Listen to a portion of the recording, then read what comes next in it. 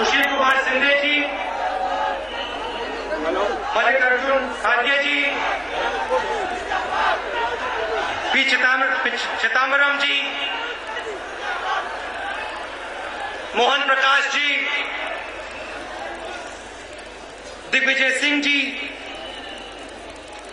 CP Joshi ji, Mukul Wasnik जी, के राजू जी, अभी थोड़ी देर में और जोर से बोलूंगा,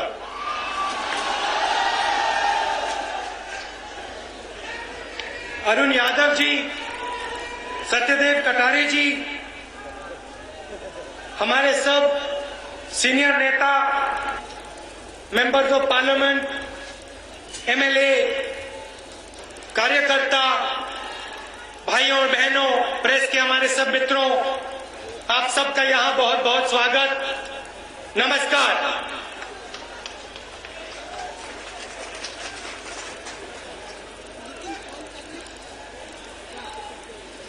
जय भीम।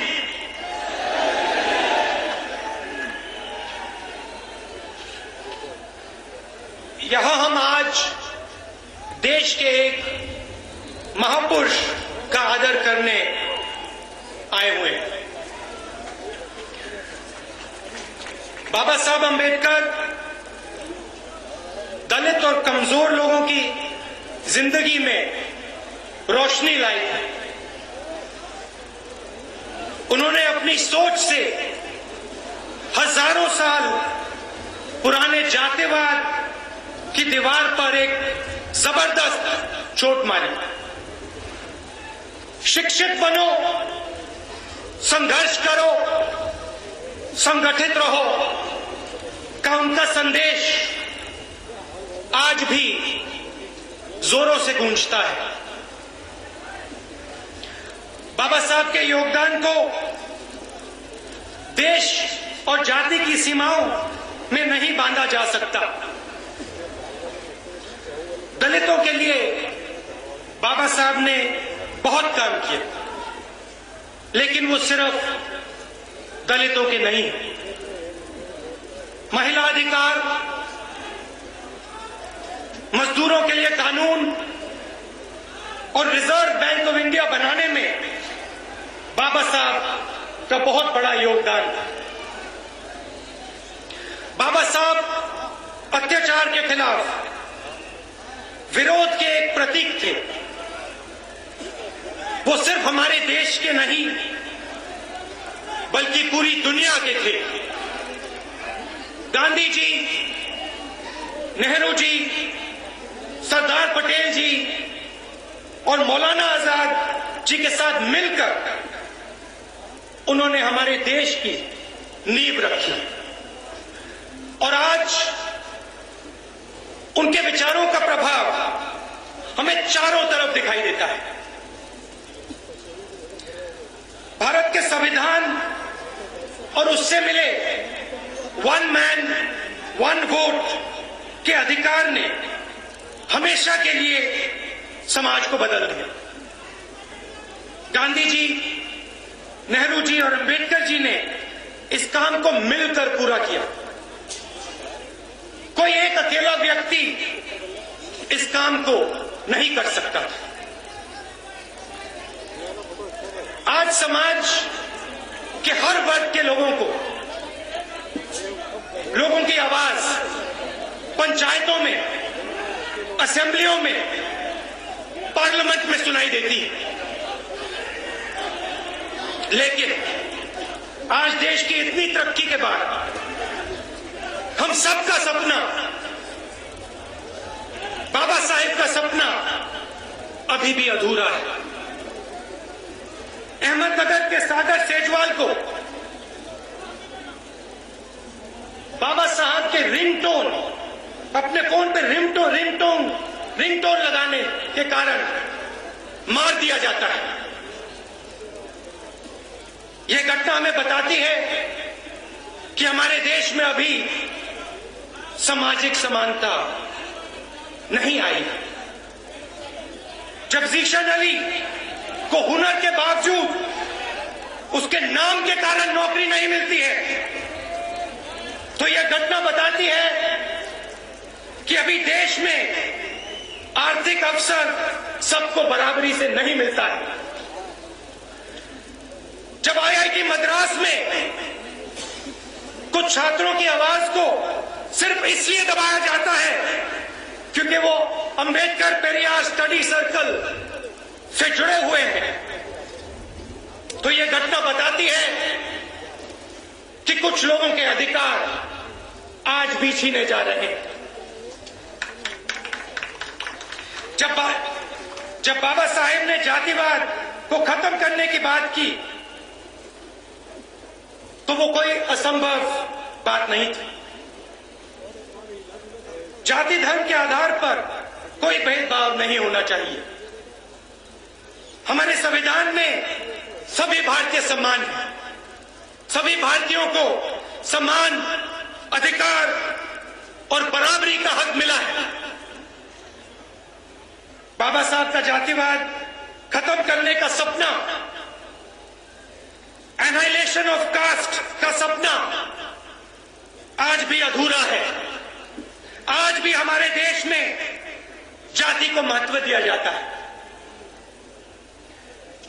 संविधान के लागू हुए 65 साल हो गए, लेकिन जातिवाद आज भी हमारी राजनीति, हमारे स्कूलों और हमारे दिमाग में बसा है।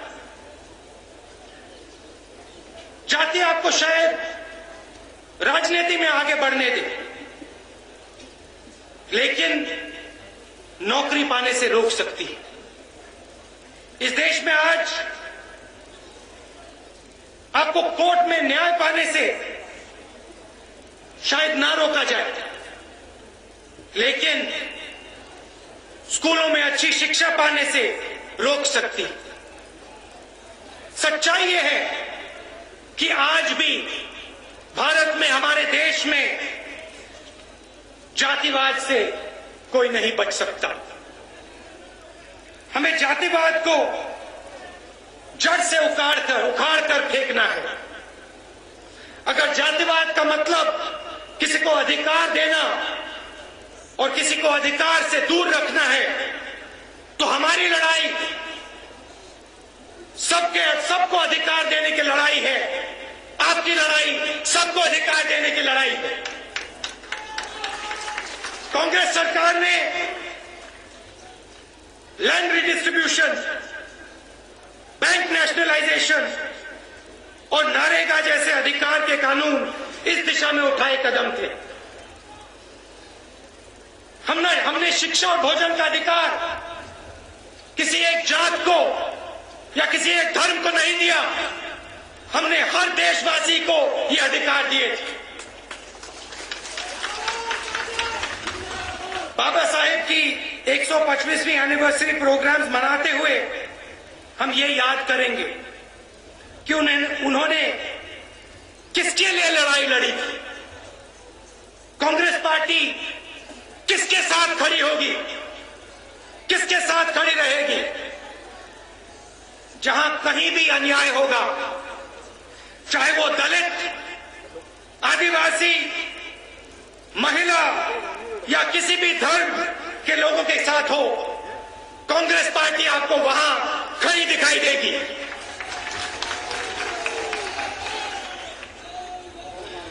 पिछले कुछ सालों में भारत में बहुत आर्थिक प्रगति हुई। भारत को आगे बढ़ने के लिए किन चीजों की जरूरत है?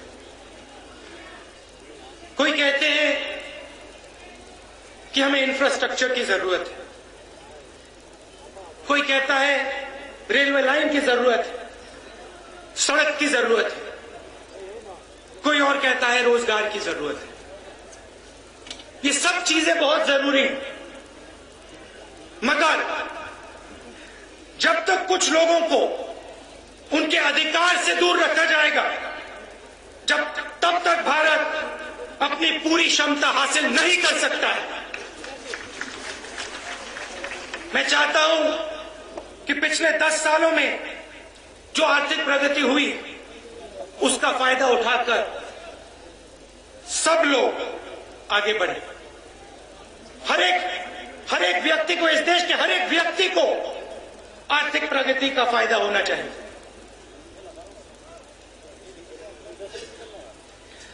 सभी वर्गों के लड़के और लड़कियों को सरकारी ही नहीं, प्राइवेट नौकरी मिलनी चाहिए।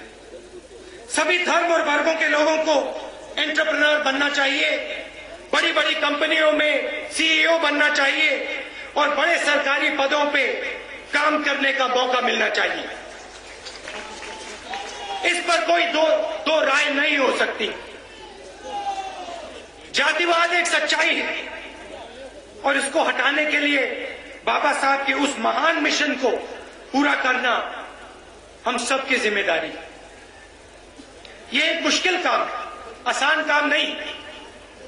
हमें ये नहीं सोचना चाहिए कि भारत को अब उन विचारधाराओं से कोई खतरा नहीं है जो एक इंसान को दूसरे इंसान से नीचा मानती है। वो ताकतें उन दीवारों को हर पल मजबूत करने की कोशिश करती हैं जिनसे बाबा साहब अंबेडकर पूरी जिंदगी लड़े। एक इंसान को दूसरे इंसान से लड़ाकर ये विचारधाराएं हम सबको कमजोर करती हैं। पावर का सेंट्रलाइजेशन जातिवाद को मजबूत करता है। पावर का डिसेंट्रलाइजेशन जातिवाद को कमजोर करता है।